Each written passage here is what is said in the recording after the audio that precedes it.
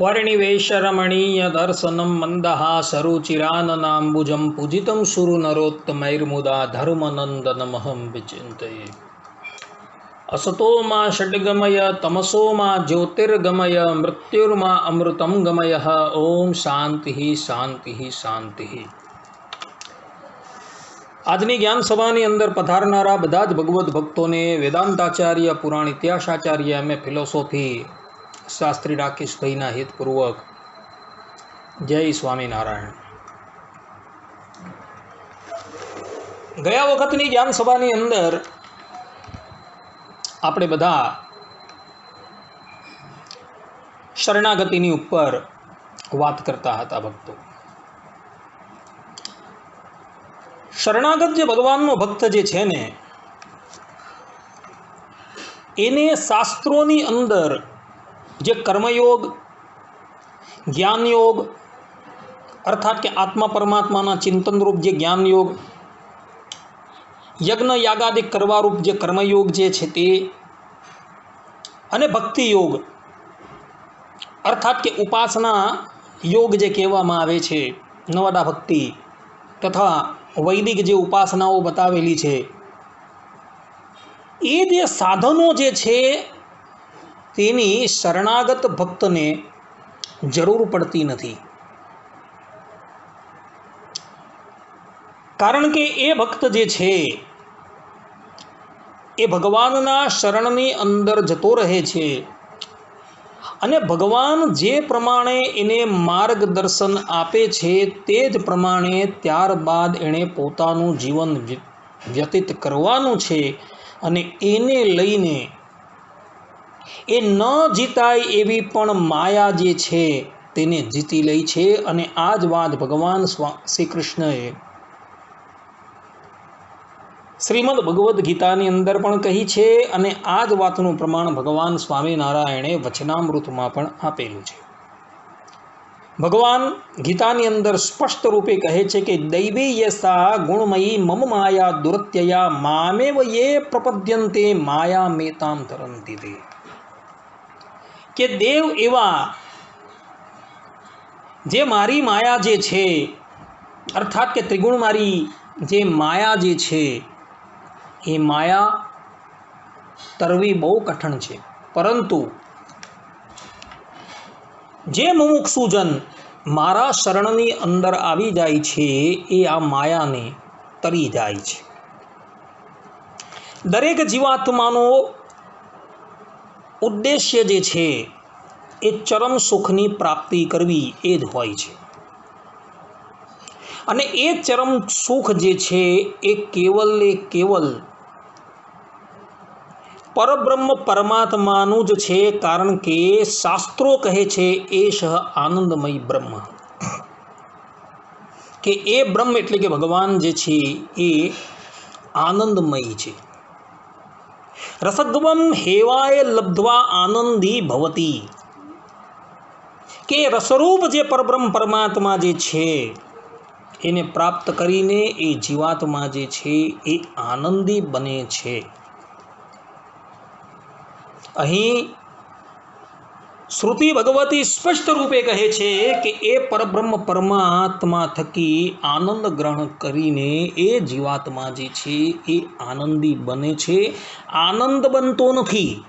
અદ્વૈત વેદાંતીઓ એમ કહે છે કે જીવ ભાવ નિવૃત્ત થતાં એ બ્રહ્મ ભાવને પ્રાપ્ત થાય છે, એટલે કે ભગવદ ભાવને પ્રાપ્ત થાય છે। એ વાત સંપૂર્ણપણે ગલત છે, કારણ કે શ્રુતિ ભગવતી આનંદી ભવતી એવું કહે છે, આનંદ ભવતી એવું નથી કહેતી। એટલે આ શ્રુતિથી જ અદ્વૈતવાદી જે વિદ્વાન જે છે તેના મતનો રાસ થઈ જાય છે।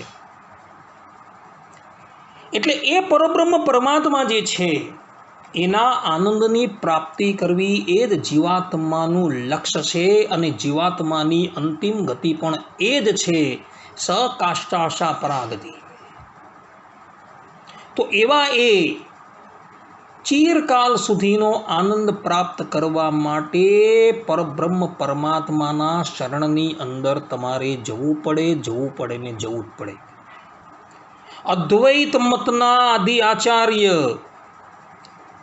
આચાર્ય શંકર ભગવદ પાદ પણ પોતે પોતાના ગ્રંથની અંદર કહે છે કે આ સંસાર સાગરને તમારે તરવો હોય તો સગુણ બ્રહ્મના શરણની અંદર તમારે જવું જ પડશે, એવું સ્પષ્ટ રૂપે કહે છે. કહેવાનું તાત્પર્ય એ છે કે જ્ઞાન યોગ, ક્રિયાયોગ અને ભક્તિ યોગ, આ જે ત્રણ યોગ પરબ્રહ્મ પરમાત્માએ શ્રીમદ ભગવદ્ ગીતાની અંદર પ્રતિપાદન કરેલા છે. પરંતુ ભગવાન શ્રી કૃષ્ણ અંતે તમે જુઓ, શ્રીમદ ભગવદ્ ગીતાની અંદર 18મા અધ્યાયની અંદર પોતે અર્જુનને કહે છે કે સર્વધર્માન પરિત્યજ્ય મામેકં શરણં વ્રજ અહમ ત્વામ સર્વ પાપેભ્યો મોક્ષયિષ્યામિ મા શુચઃ. સ્પષ્ટ રૂપે શરણાગતિનું પ્રતિપાદન કરે છે. ભગવાને પ્રથમ ક્રિયાયોગનું વર્ણન કરેલું છે, એટલે કે કર્મયોગનું વર્ણન કરેલું છે, જ્ઞાનયોગનું પણ વર્ણન કરેલું છે અને ભક્તિયોગનું પણ વર્ણન ક્રમશઃ ભગવદ્ ગીતાની અંદર જોવા મળે છે. પરંતુ છેલ્લે ભગવાન જીવાત્માને આ સંસાર સાગર થકી ઉદ્ધાર થવા માટે એક જ અંતિમ ઉપાય બતાવે છે, સર્વધર્માન પરિત્યજ્ય, કે આ પ્રમાણે બધા ધર્મોનો ત્યાગ કરીને મારા શરણની અંદર તું આવ. બધા ધર્મોનો ત્યાગ એટલે કે શ્રુતિ અને સ્મૃતિની અંદર જે ધર્મો બતાવેલા છે તેનો ત્યાગ નથી કરવાનો, પરંતુ અનંત જન્મોની અંદર જે જીવાત્માઓએ પાપ કરેલા છે અને બધા પાપ જે છે એનો પાસ એ જીવાત્માને વળગેલો છે અને એ પાપો જે છે એ મહનીય પ્રાયશ્ચિત કરવાથી પણ નિવૃત્ત થવાના નથી. એ પાપોને નિવૃત્ત કરવા માટે જીવાત્મા અનંત કાળ લગીન પુણ્યો કર્મો કરતો રહે છતાં પણ એ પાપો નિવૃત્ત થતા નથી. તો એ પાપોની નિવૃત્તિ કરવા માટે ભગવાન કહે છે કે મારા શરણની અંદર તું આવી જા, હું તને બધા પાપોથી મુક્ત કરીશ. અને ત્યારબાદ હું જે પ્રમાણે કહું એ પ્રમાણે તારે ક્રિયાયોગનું પણ આચરણ કરવાનું છે, જ્ઞાનયોગનું પણ આચરણ કરવાનું છે અને ભક્તિયોગનું પણ આચરણ કરવાનું છે, પણ સ્વતંત્ર નથી કરવાનું. ભગવાનના શરણમાં જઈને ત્યારબાદ જ્ઞાનયોગ, ક્રિયાયોગ અને ભક્તિયોગનું આચરણ કરવાનું છે. ને આ જ વિશિષ્ટાદ્વૈતનો સિદ્ધાંત છે. આચાર્ય રામાનુજાચાર્યજી આ જ સિદ્ધાંતનું પ્રતિપાદન કરે છે અને ભગવત પ્રસાદજી મહારાજ આ સ્વામિનારાયણ સંપ્રદાયના એક દિગ્ગજ વિદ્વાન હતા અને ઉદ્ધવ સંપ્રદાયની ગાદીને અલંકૃત કરતા હતા. તેઓએ પણ શ્રીમદ ભાગવતની ટીકા લખેલી. ભાગવતની ટીકાની અંદર આ જ વાત કહી છે કે વિશિષ્ટાદ્વૈતીઓનો સિદ્ધાંત શું છે, તો સગુણ બ્રહ્મ એટલે કે પરબ્રહ્મ પરમાત્માના શરણમાં જઈને એ ક્રિયાયોગ, જ્ઞાનયોગ અને ભક્તિયોગનું આચરણ કરવાનું છે. અને આ જ સિદ્ધાંત શ્રી કૃષ્ણના અપર અવતાર એવા ભગવાન સ્વામિનારાયણે વચનામૃતની અંદર અને સત્સંગી જીવનની અંદર ઠેર ઠેર જગ્યાએ પ્રતિપાદન કરેલો છે. અને એ જ વાત એમણે પોતે સ્વહસ્તે લખેલી શિક્ષાપત્રીની અંદર પણ એમણે પ્રતિપાદન કરેલું.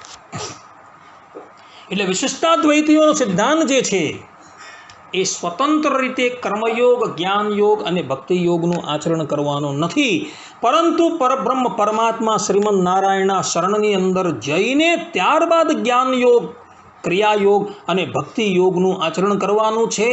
અને તે પણ કેવલે કેવલ ભગવદ આજ્ઞા છે એવા ઉદ્દેશ્યથી કરવાનું છે, પરંતુ અહમતાથી અને મમતાથી કરવાનું નથી. કેવલ ને કેવલ આ સાધનો જે છે એ પરબ્રહ્મ પરમાત્માની પ્રસન્નતા માટે છે. કારણ કે કલ્યાણ તો એ જીવાત્માનું ભગવાનના શરણમાં જવાથી જ થઈ જાય છે. ભગવાન સ્વામિનારાયણ પણ આ વાત વચનામૃતની અંદર કહે છે. વચનામૃતમાં ભગવાન સ્વામિનારાયણ કહે છે કે એવો એ ભક્ત તો એમ સમજતો હોય છે કે જે દિવસથી મને ભગવાનની ઓળખાણ થઈ, ભગવાનના શરણની અંદર હું ગયો, તે જ દિવસથી મારું કલ્યાણ થઈ ગયું છે. અને અત્યારે જે હું સાધન કરી રહ્યો છું એ તો કેવલે ભગવાનની પ્રસન્નતા માટે છે. આ જ સિદ્ધાંતનું ભગવાન સ્વામિનારાયણ પ્રતિપાદન કરે છે.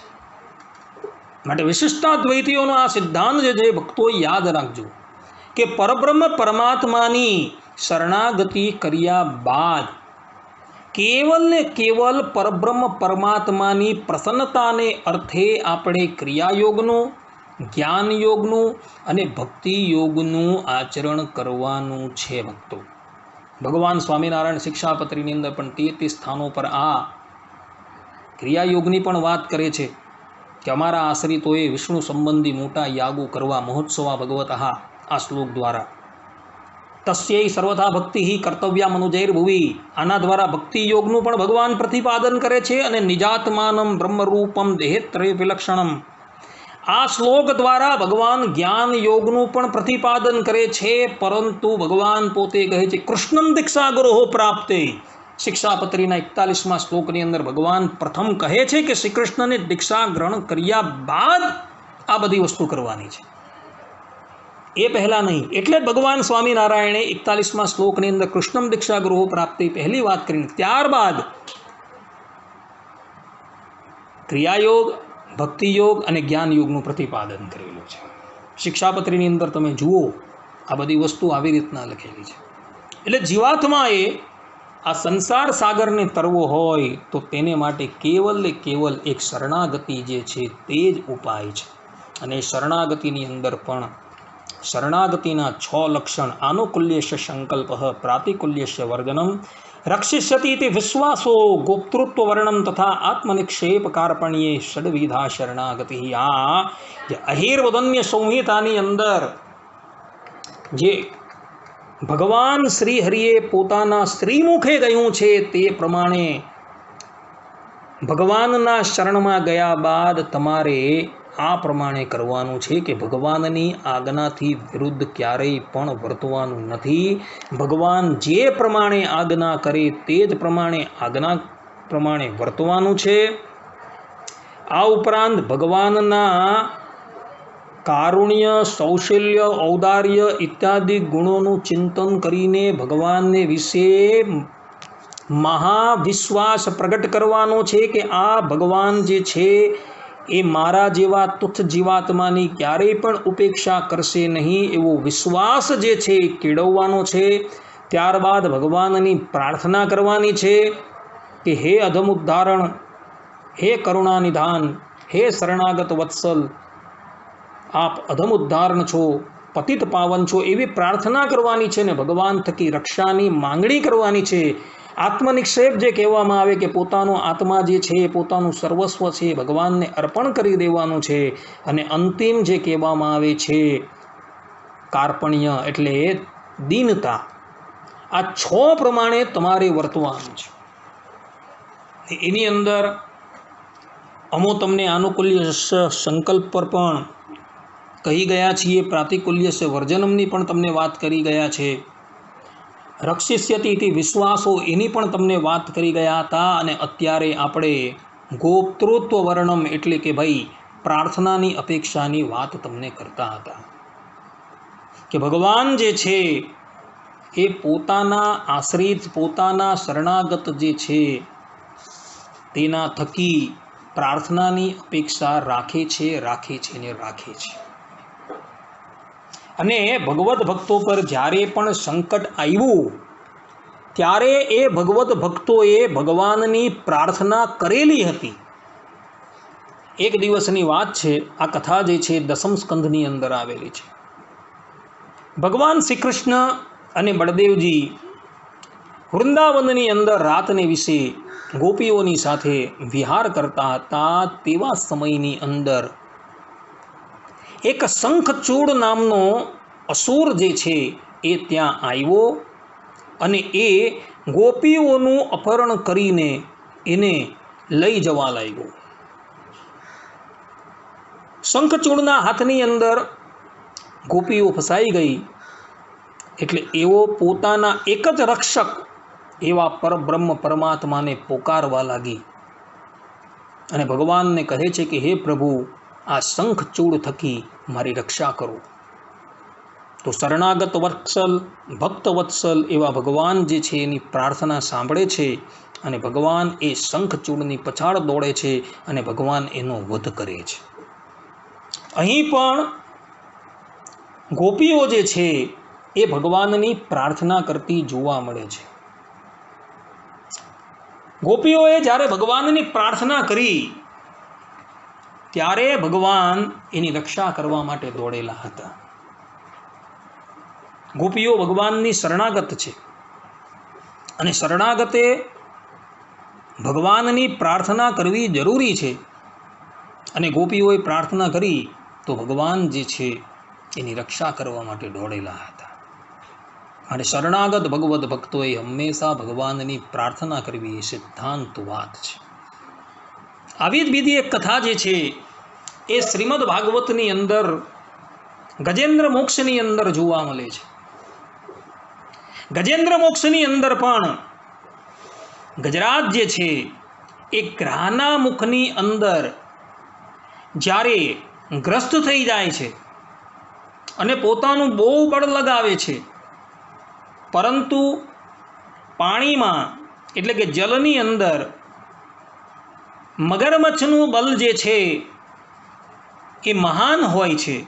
એટલે એ હાથીને અંદરને અંદર ખેંચવા લાગ્યો. પરંતુ જ્યારે ગજેન્દ્રએ જોયું કે ભાઈ હવે તો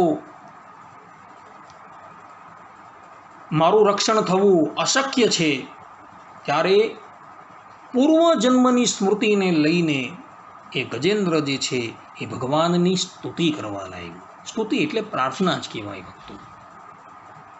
તો એ સ્તુતિ જે છે એ સ્તુતિ સાંભળીને એ જ પરબ્રહ્મ પરમાત્મા સીધા જ ગરુડ પર બિરાજમાન થઈને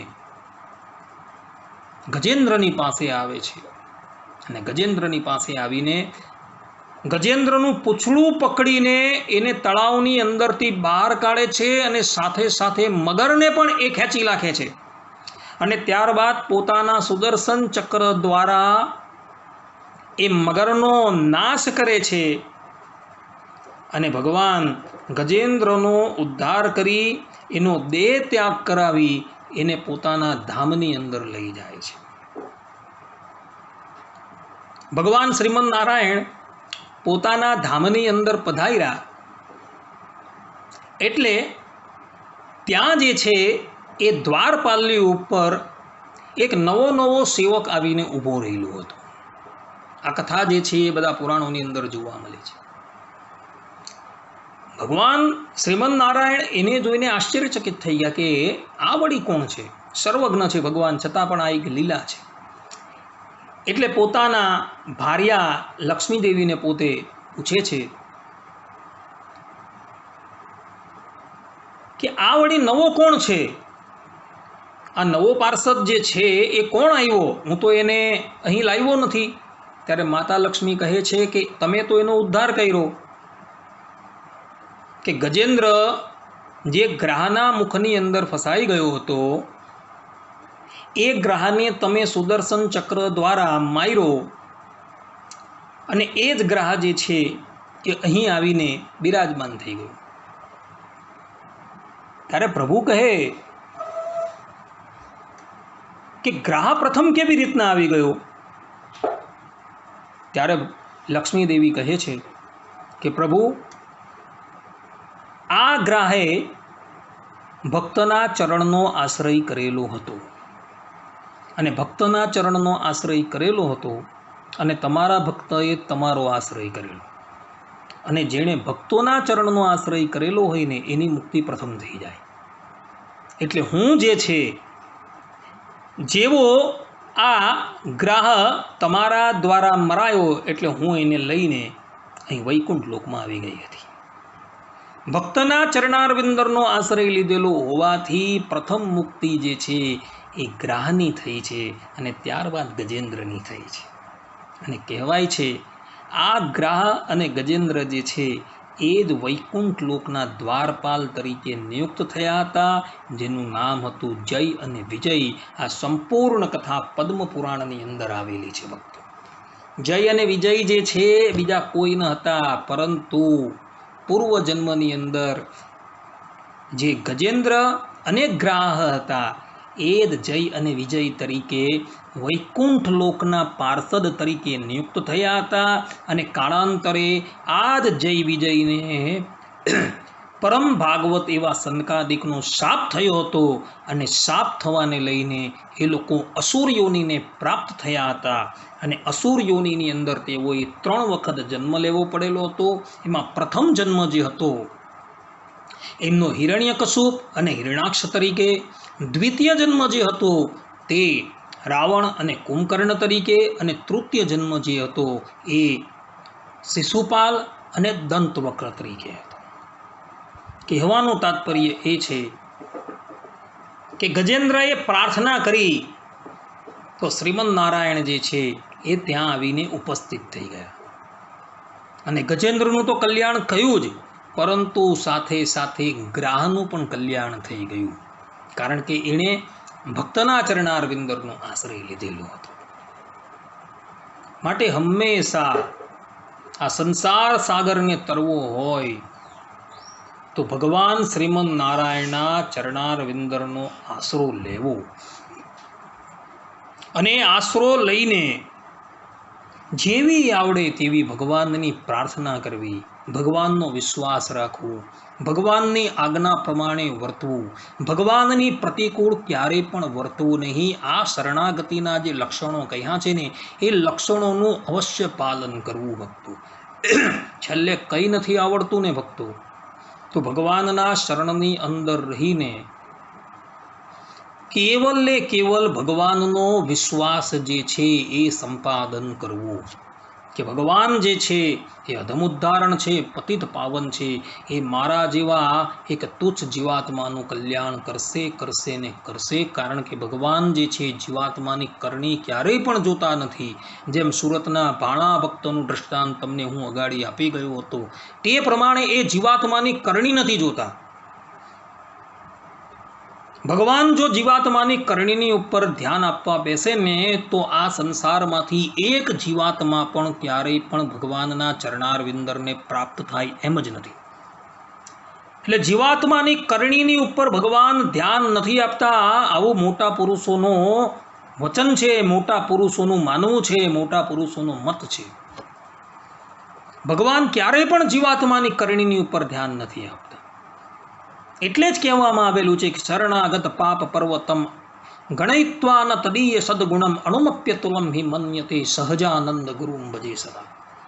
કે શરણાગત જે પોતાના આશ્રિત છે તેના પાપના પહાડો જે છે તેને પણ ભગવાન જોતા નથી.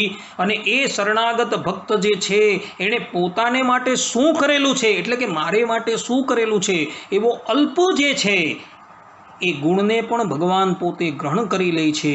અને ભગવાન કહે છે કે એવા એ જે ભક્ત છે, એવા શરણાગત જે છે એને હું મારું ધામ આપું છું. એટલે જીવાત્માની કરણીની ઉપર ભગવાન ક્યારેય પણ ધ્યાન નથી આપતા. જીવાત્માએ પોતાને માટે જે પણ કંઈક કરેલું છે એની તરફ જ ભગવાન ધ્યાન આપે છે. માટે ભગવાનના શરણાપન્ન થવું અને ભગવાનની પ્રાર્થના કરવી એ જ સિદ્ધાંત પક્ષ છે ભક્તો. અને જેવી આવડે તેવી ભગવાનની પ્રાર્થના કરજો અને ભગવાનનો મહાવિશ્વાસ રાખજો તો ભગવાન તમારો આ અગાધ સંસારમાંથી ઉદ્ધાર કરશે. આટલું કહીને હું મારા પ્રવચનને વિરામ આપું છું. સર્વે સંતો નિરામય, સર્વે સુખીનો ભવંતુ, સર્વે ભદ્રાણી પશ્યંતુ, માં કશ્ચિત દુઃખ ભાગ ભવેત. અસ્તુ. જય સ્વામિનારાયણ. હવે પછીના પ્રવચનની અંદર પણ આપણે પ્રાર્થના વિશે જ વાત કરશું અને એ પ્રાર્થનાનું અંતિમ પ્રવચન હશે. અને ત્યારબાદ શરણાગતિનું જે 5મું લક્ષણ જે કહેવામાં આવે છે આત્મનિક્ષેપ, તેની વાત કરીશું. ત્યાં લગીન બધા જ ભક્તોને જય સ્વામિનારાયણ.